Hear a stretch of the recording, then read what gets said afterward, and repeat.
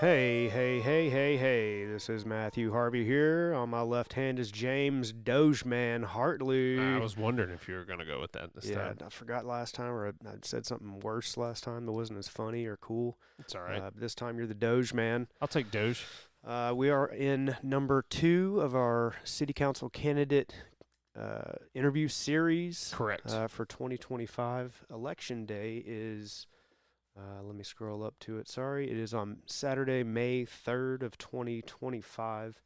This year's Leonard City Council candidates are in alphabetical order: Austin Brown, Zachary Elrod, Raychel Green, Darrell Grintz, Billy Wayne Martin, Edward Richter, Peyton Webster, David Wilcox, and Charles Wrenn.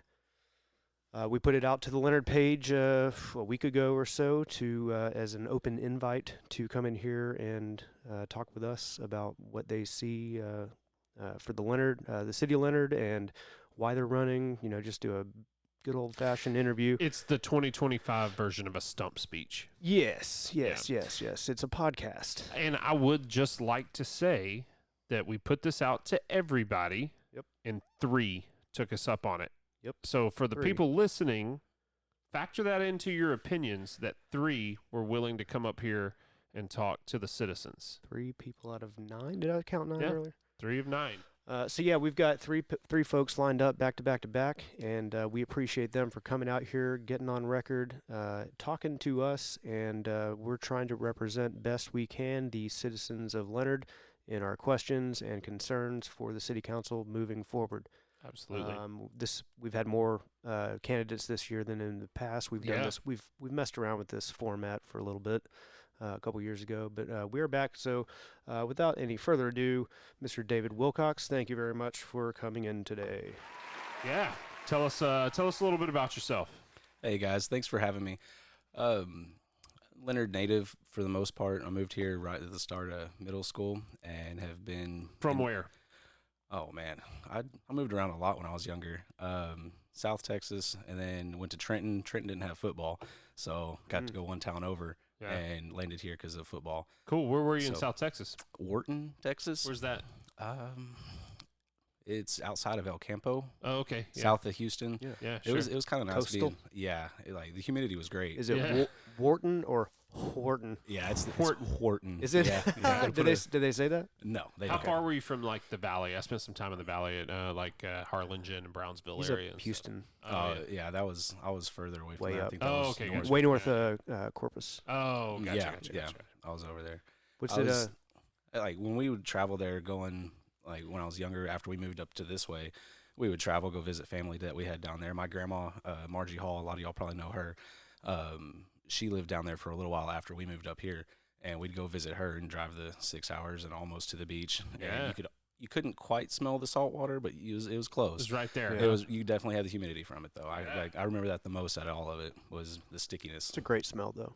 Yeah. So I'm originally from a little town called Buffalo, Texas, halfway between Dallas and Houston on I-45, and even that, like, that's nowhere near coastal, but the humidity compared to like Fannin County is just awful. Noticeable. Yeah, it's noticeable, you know. Yeah. I can remember when I first got up here that first summer, and all the kids my age, I was outside running around, playing, doing everything. And at nights, I was having to put a hoodie on. And it was in July. And they were like, what are you doing? I was like, guys, it's cold here. And it's the humidity. So it's funny you say that. We were talking about temperature, actually, with our last candidate. He had spent some time in North Dakota, and I've spent some time in Alaska. But the coldest I've ever been, like just in my bones cold, I joined the Air Force after high school, and I did my technical training in Biloxi, Mississippi. And it would never get like below 40, but that just bone-chilling humidity in February at 42 degrees, marching to school at like 4 in the morning. Oh my God, dude, it was so cold. Yeah, I can't imagine having to march outside in that for too long. I've been duck hunting before. Oh yeah, and that got my attention. Duck hunting's a new thing for me because I don't like being wet or cold, much less both. Yeah, you get a good pair of waders and you'll be all right. Yeah.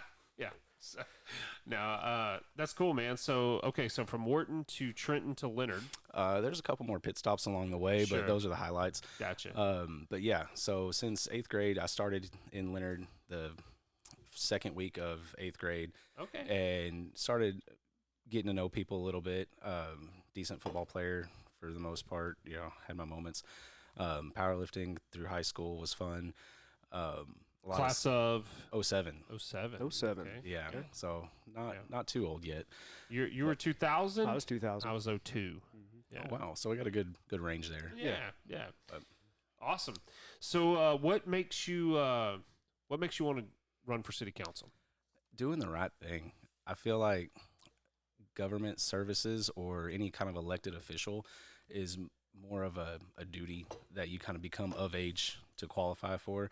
And class of 07, I'm 35, and I feel like it's just time. And there's a lot of things that I hear about town or people talking around town that, like I said, my grandma and my mom, they relay a lot of information. So they're in a lot of circles, and it seems like everybody wants to talk about it, but there's nobody that feels like they have a voice to do anything about it. Sure. So if nothing else, just to be the ears of the people and try to be that voice that can say something or do something about it when I'm up there. Sure. What do you do for a living now? I'm a project manager for a restoration company. Project manager. There's some horizontal consistency there, I Yep, think. yep. Yeah. What do y'all do? We were just talking about roofing. Oh, Yeah. okay. Same thing. Yeah, and I'm still in the Air Force actually. So yeah, awesome. I left active duty, joined the Guard. Now I'm active duty in the Guard. So Well, thank you. yeah, Thank you for that. I appreciate that. Yeah. So anyway, getting back to why you want to run, just doing the right thing. You're a project coordinator or a project Yeah, manager. you said? superintendent, project manager. They kind of it's a loose thing. You fix problems. I fix problems. I help people, and it's for insurance companies. So like the restoration company that I work for, we would get a claim for somebody that just had their house catch on fire or their dishwasher blew up and flooded their entire house. A lot of people don't know who to call next. Sure. So they call us or they call their insurance and file a claim. It gets back to us. I go help them put their house back together. Gotcha. Cool. So Cool. I'm going to piggyback on that. What is your interest in serving on the city council? Does it stem from personal or personal interest or a goal? Is there anything goal-oriented maybe that you might have in mind? yeah, absolutely. I think it's more of a goal than a personal interest because, like I said, I feel like it's more of a duty, and it's time. Everybody should take a turn trying to serve your community. So I think my goal would be to try to help guide the growth that we can't get rid of. It's going to happen either way, but I think the best thing to do is try to help shape it and mold it to where it's going to be beneficial for us versus trying to ignore it and just hope for the best, because that's going to catch us off guard and that's not going to be good. We said it in the last little interview we did with the candidate. That was our whole the impetus for starting this podcast back in the day was we saw the growth coming. How do you get ahead of it? How do you affect change positively? Well, and transparency as well. I've worked with your mom, right, Deborah Wilcox, on the Chamber of Commerce, and I know she had a piece in the Leonard paper for a long time. Yes, yeah, she did. Starting in your corner, Yep. working your way out. I always thought that was really cool, and just I to assume you've taken a page from that. Yeah, absolutely. And to give credit where credit's due, my mom definitely borrowed that from my aunt. Oh yeah, My aunt was a lawyer, and she was awesome down in South Texas, and that was one of her slogans was, I may not be able to fix the whole world or change the whole world, but I can start in my corner and work my way out. yeah. So we've all kind of adopted that. Is that a well-known phrase, or is that kind of hers? I think that's kind of hers. Okay, because because I assumed because it was so clever that it was Yeah. a well-known phrase, and I always thought it was good because I bought a corner of the square, and I actually started doing the exact same thing in this town to start on my corner and work my way out to try to make it a better place, and that's what this podcast is about. Awesome. We're all about starting at the local level where we can affect change and can influence this or that, and we can talk to you guys that are, whether you win or lose, we can at least talk to you and get it out to the people so they're more informed when they go to the polls. And, they have absolutely. an idea of who they're voting for, because it's 2025 and we should know who you're voting or who you are as a candidate. Yeah, I don't feel like we all need TV interviews yet, but I No. definitely like this idea. No, that way, the people that are interested and want to know, they have a way to find out without having to track me down. Easy or way, go not door to much door. investment involved. It's easily shareable, so it should be a Yeah. good format for something just like this. And Awesome. that's why we're doing this, starting in our corner and working our way out. I will go on to another just pre-made question that's very boring, but you can answer it however you like. Please tell us about any other activities, specialized skills, knowledge, or personal experience that would contribute to your effectiveness in serving on city council. Man, there's a couple answers I feel like I could tie in for that. Starting with going back to high school, I know that I'm definitely not one of those guys that's like, oh, the glory days, the best years. No, I'm grown up and moving on. There's more brighter future ahead of me still. Sure, but you were a Leonard High School graduate. Yes, yeah, And graduated. you're running now for Leonard City Council, so I think it's A level relevant. of pride there. And it's relevant. Yeah, absolutely. And a lot of the people that I talk to my age about Leonard is like, there's a stubborn pride there. Like, we're Leonard, period. So we wanted to stay here. We want to keep this place what it was that we remember, or make it better for the next generation coming. Because I've got a son that's 11 and he goes to Leonard schools. So I know that I could probably help shape the future for him in his schools. So that'd be fun. But like I said, I was a state power lifter. Don't know familiarity on that, but there's a lot of self-motivation for that, because you're getting up at 3 o'clock in the morning to get to the school by 4 to go drive another 2.5, 3 hours to make weigh-ins. And there's a lot of times where nobody's paying attention to what you're doing, what you're eating, if you're eating right, if you're lifting when you're supposed to be lifting. So with that self-motivation and self-dedication for things, I think that's my tie and draw from a lot of like the research that's going to be required for a lot of things that I might not know about, but I will motivate myself to learn about it. Sure. So, Do you is your job, so being on the city council is going to take a couple of meetings a month. There's going to be some reading and stuff. Is there going to be any conflicts of time? Do you think you have the time to commit to this and stuff? Because we want people that are committed, yeah, absolutely. And yeah, I think having the meetings on the Tuesdays and everything, that like work-wise, it's a pretty flexible schedule. Nobody says, like, with the level that I'm at right now, I don't have to punch a time clock necessarily. Sure. I set my own appointments. I go meet with customers. There are occasions where I don't get home until 8 o'clock at night. Sure. But if I know I've got something, usually I can make the arrangements necessary way ahead of time and get it taken care of. I mean, even like today is like, hey, I've done everything I needed to do. I'm heading to the house and going to go hang out with kids, play catch. Yeah. So it wasn't an issue. Lucky. Awesome. Yeah. Yeah. I've been dying to play catch, man. Oh, anytime. Can I come over and play catch? Yeah, absolutely. Just kidding. if you could practice pitching, because Hey, my Pop! kid's Oh, yeah. he's a catcher, Okay. so just beam it at him and you're making him better. So I can hit a batter. well, Yeah. perfect, Yeah. perfect. That's pretty good. Where'd my question go? Yeah, based on what you know about our city government, what do you see are top priorities for the city and why? And that sounds like a heavy question, right? But like, You've alluded to it, yeah, but like you may, you may like to elaborate. what do you want to get in and do? What's your priorities? So I What do you know think's that. important, I guess. Yeah, I think that like the city has a lot of things going on, and they're juggling a lot of different issues. I think for my top priority would be to help guide and control the growth that's coming. It's inevitable. I mean, you can't tell people not to come. Really They're like going to that, yeah. find a spot. So that'd be top priority, is to help guide the growth to where Leonard's going to benefit it from the most. The people of Leonard, as a town, as a community, we're going to benefit the most out of everybody else coming into Leonard. The next part would be more open, transparent communication. Yep. And That was my next question. I'm a Leonard High School graduate. Not saying that in a bad way at all. I have some college, but I never thought in a million years that I would be working at a job that pays me for my brain more so than, hey, go move those boxes. Right. So I'm educated enough, but there's still some things that sitting in a meeting and they're talking back and forth with each other or making announcements, and I'm not quite sure what that means. I have to go research it and find out, like, what are they talking about? So I think having something that's already there, somebody on the council that can just throw that out there. Hey, this is what they said. This was agenda item number 2. This is what it means. This is what we're doing. If that's what we're about to talk about, in just more of a layman's terms. That way, everybody has a very easy grassroots understanding of what's going on. I think that's a fantastic idea. And just in the interest of transparency, in our last communication, we talked, or in our last interview, we talked about that with Zach. And for me, just understanding, having the transparency, having the layman's terms, educating the citizens, saying, hey, this is why I did this or why I voted this way, whether good or bad, right? Like, maybe you make a decision I don't agree with, but if you take it to the Facebook page or whatever and say, hey, this came up for vote, I voted this way because here's my opinion of it. I think that's really, really imperative, really. I definitely think that the people of Leonard would be entitled to know why somebody feels the way they do, especially if it's a vote that counts that's going to affect them. Yeah.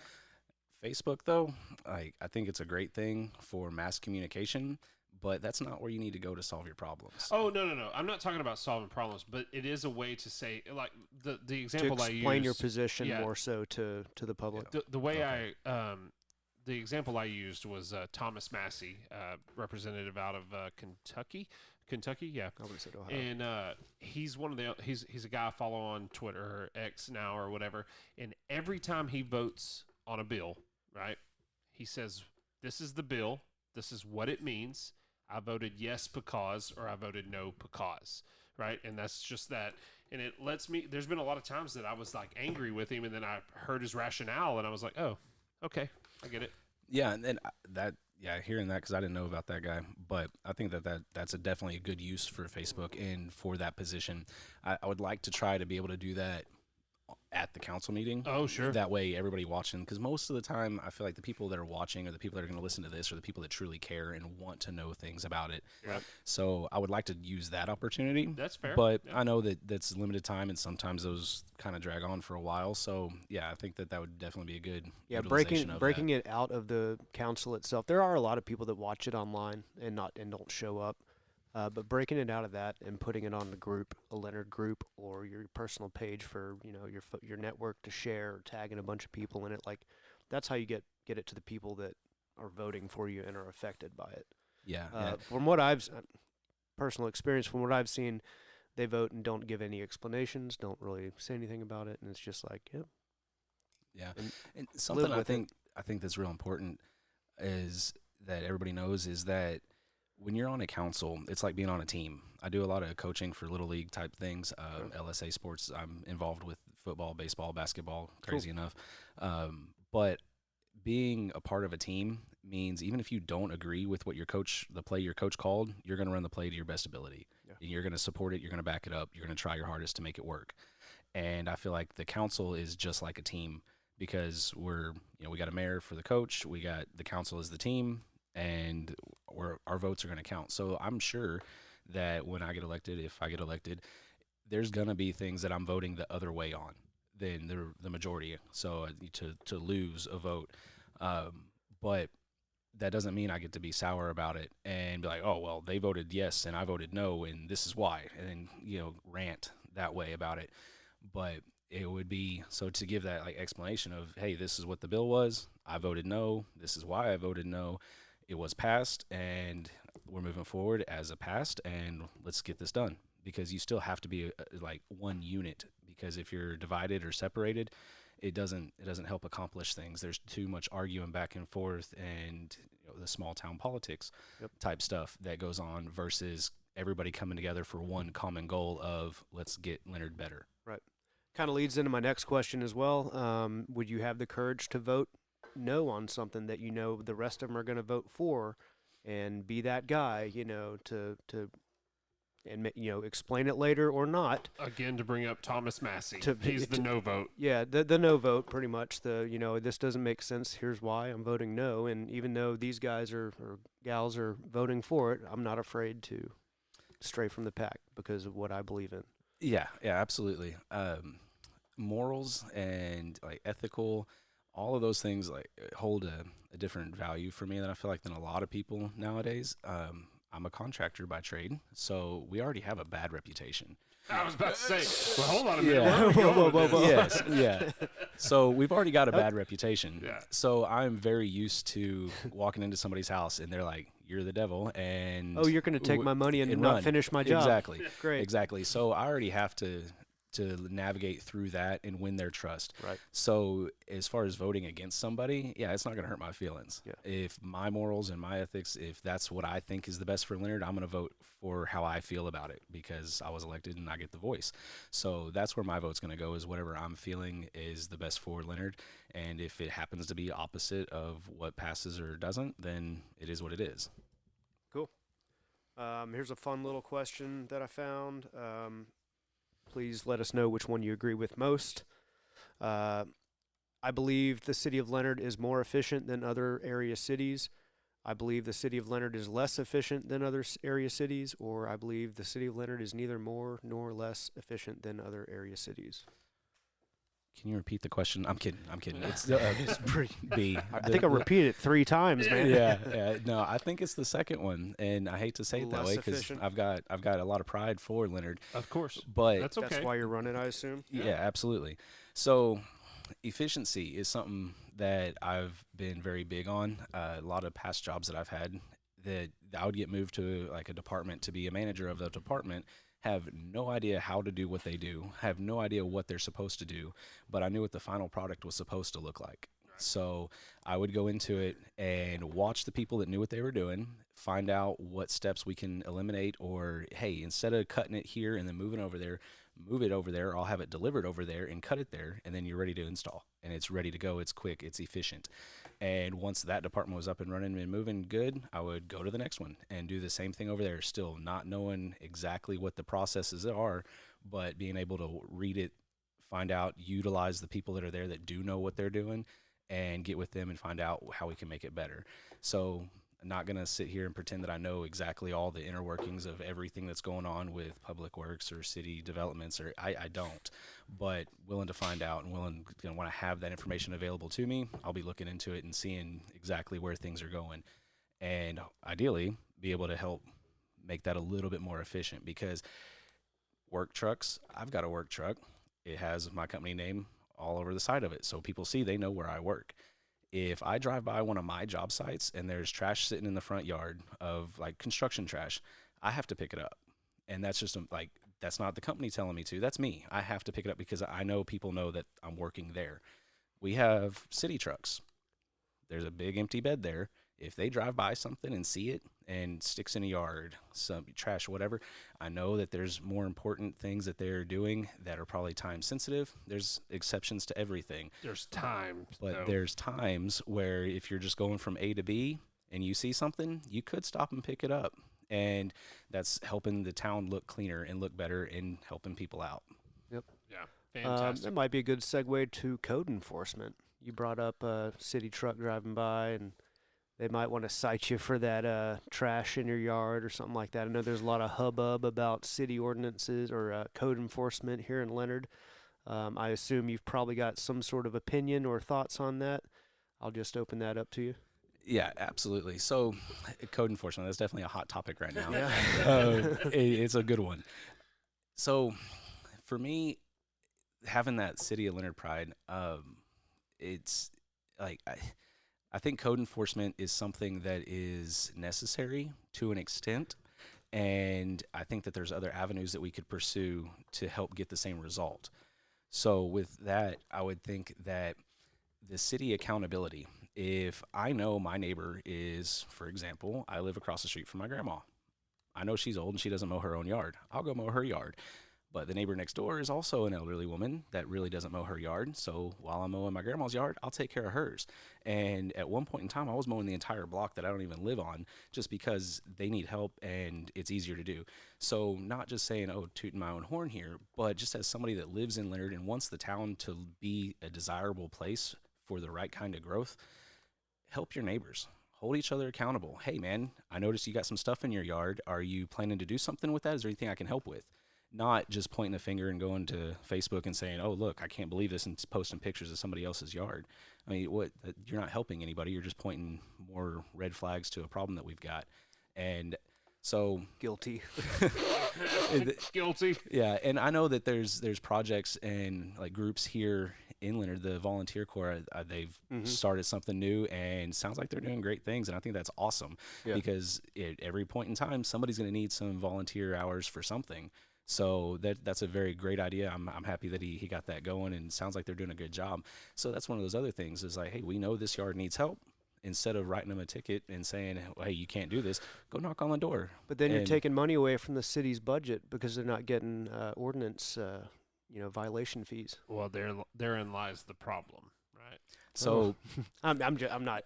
Yeah, and I don't. I think you know what I'm doing there. Yeah, I see what you're saying. I see what you're saying, and I don't want to answer anything on that because I don't have the facts. Sure. And I'm not going to try to lie to somebody about it. So, Absolutely. but I definitely see that. I think the answer is there's bigger fish to fry, and you don't need to be, taxing your citizens nickel and diming some street that nobody drives on because they've got a car on the side of the road. Like there are bigger fish. Yes, it's out of code. I get it. And we might get to that. We might get to that, but we've got buildings falling down and homes that shouldn't be lived in being lived in.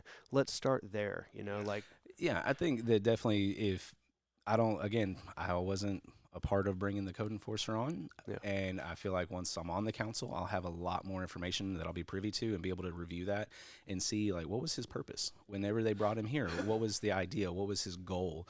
Because having a goal or having a short-term or a long-term plan is important to just know what we're doing. So I think I'd be able to answer like more educated Here, on that. I'll give you my take on the code enforcement. That this is from what I understand. I've done a little bit of research on it. There was a kind of a sweeping code that was adopted in 2016 that kind of brought everything into like modern times. Yeah, into modern times. And it was done by the 2016 council. And from what I've heard, and this may be true, maybe not, each member of the council got a certain section of that code to go home, research, write about it. You're shaking your head a little bit. Is this accurate? Have you heard this? This is news. Okay, I don't know. Maybe, like I said, I may be wrong, but just from what I know, they all got a different section, and they either adopted like the state, minimum or whatever, or they edited or changed it per Leonard needs, right. And that would serve as the base level, how we want to go forward with growth with Leonard, Texas. These are our rules going forward, updated for modern times. This is 8-9 years ago, so pretty recent, considering. So I'm not sure where I was going with that. Well, but that's. You can look into that if you want. That's how I have understood it. So let me hijack it here. Yeah, go for it. I'm the resident cynic, right, and conspiracy theorist. But I get nervous. Like they brought in a outside code enforcement. I want to know the relationships to that code enforcement, and I want to know where money's going. So like, it's great. Like, okay, somebody's grass is too tall. You got $100 ticket. That person wrote a code infraction. Is anybody getting paid on the back end? Like, I'm just cynical, man. Like, Well, I'm not making that accusation, but I want to know that that's not happening. We also brought the fact up that we had a city employee embezzle a ton of money from us. That was a trustworthy person. This has happened more than once, at the city. If it was a one-off, that'd be fine, but it's just like sure. So now I'm suspicious. Now your cynicism's turned into truth in reality. Right. Oh yeah, and I think accountability is a huge thing. Absolutely. And I think stuff that I have to do in my everyday is tell people no, and they have to either like it or I have to be able to explain it. And that's it. So a lot of times, like when I'm holding subcontractors or people that are working for me, like that doesn't work. Yeah. That's not right. You got to redo it, whatever. There's a lot of accountability, and I think that you can't have too much accountability. No, because it helps hold people accountable for what they're doing or not doing. And I think there's a lot of things that it'll help out. And man, I'm excited to be able to have more access to all of the minutes and all of the thing. I know it's public record and stuff, but there's things that we're not going to see as a public that once you're on the council, you'll have access to. Well, right, wrong, or indifferent, there's also going to be conversations that you're privy to that may or may not, or should not happen outside, right? Like, due to rules and legalities, but you're going to be involved in conversations about city business. Maybe sometimes it's not at the council meeting, and that's going to give you the information to go, okay, we're doing something right here, or we're doing something wrong. Yeah.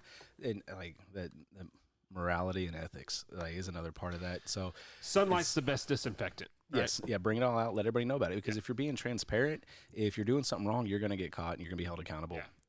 you did it wrong. Like I tell my 11-year-old, if you knew it was wrong and you did it anyway, you can't be mad at the punishment. No, and I can handle things that are done wrong in good faith. I can't handle things that are done wrong for personal gain. Yeah, I've made mistakes. Of course. I'm 35 years old, and I've Same. made mistakes before. So I'm not saying I'm perfect or that I will be the perfect city council member. I might make mistakes, but I'm going to make them 100%, and you're going to know why I did it. Right. Which leads us to this great question. Great segue there, guys. Do you have any interest in or participate in any professional or personal activity that could lead to or be perceived as a conflict of interest in your city council position?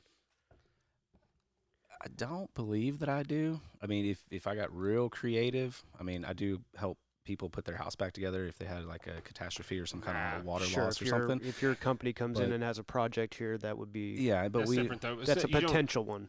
Yeah, potential, and you're not. It's not like you're bidding contracts with the city. No, Right. yeah. Ours is more like individual. If you want us to help put your house back together, we do. Personal gain, yeah, absolutely. If me being on the city council can make Leonard a better place for my children and their grandchildren to come visit me when I'm still here at 85 years old, then yeah, that's a huge personal gain for me. Well, I said it in our last thing, right? Like joining the city council broadly is self-serving because if Leonard can be better, then everything about your life's going to be better, right? Yep. But acutely, you don't want to be like, well, I can join the city council. I'm just trying to get my road paved. Yeah, I'm just trying to get my road paved or this water line to my house or whatever. That goes back for me for like efficiency type things. Even where I'm at, I have no intention on moving anytime soon. You know, knock on wood, praise the Lord that's where it stays. But as far as like roads and stuff, for me, knowing that there has to be water lines run first and the sewer lines are getting updated and all those kind of things that we know about, it doesn't make sense for me to want to do something on the other side of town if we're doing these over here. Yeah. If you're already in the area, go ahead and knock that out and get done with it. So yeah, definitely not like you're not trying to build, buy up properties and build homes on them or anything like that. Oh no, absolutely not. I mean, I'd love to. I wish I had the money to. Right? Yeah. No, awesome. I think like you said, like broadly, no. If we can make the team better, Leonard being the team here, giving a coaching analogy, everybody's going to benefit. Everybody's going to get better from it. Yeah. Rising tide lifts all boats kind of thing. That's what they say. That's right. Well, we're about 30 minutes into it. We'll kind of give you the last word if you want to. If you want to speak right to the voter, anything you want to bring up or we didn't speak to, this is your chance to, or just reiterate your opening statements and say, hey, this is me, this is what I represent, and May 3rd is the day. Yeah, well, I appreciate it, guys. It's been more fun than I thought it was going to be. That's what everybody says. Yeah, literally, it's what everybody says. It's kind of cool.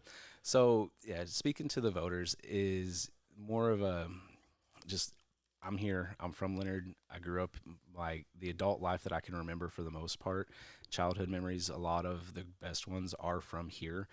And I want to be able to provide that for anybody else that's going to be here as well.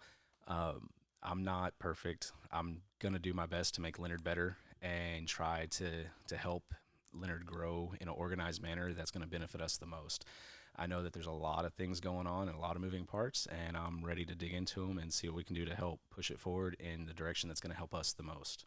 Cool. Fantastic, man. Fantastic. Well, we certainly appreciate you taking the opportunity to come in here. One of 3 folks that have taken us up on it.